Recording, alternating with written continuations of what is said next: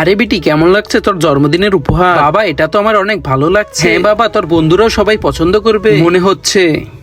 কিন্তু বাবা, আমার কেক কোথায়? আরে এই সব টাকা তো খরচ হয়ে গেছে ওর কাপড় আনতে, আমি এখন কেক কোথা থেকে আনবো?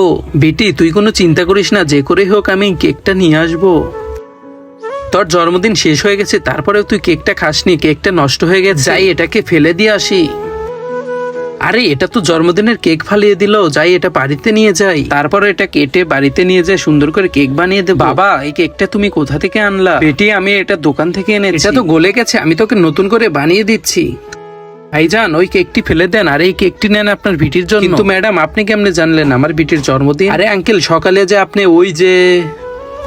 আরে এ আঙ্কেল নষ্ট কেক নিয়ে কোথায় যাচ্ছে? বেটি, এই দেখ তোর জন্য আমি কেক নিয়ে এসেছি। ও ধন্যবাদ বেটা। এই কেক ফেলে দেন, এটা তো নষ্ট হয়ে গেছে। আর এইটা নেন, এই কেক দিয়ে আপনার মেয়ের জন্মদিন পালন করেন।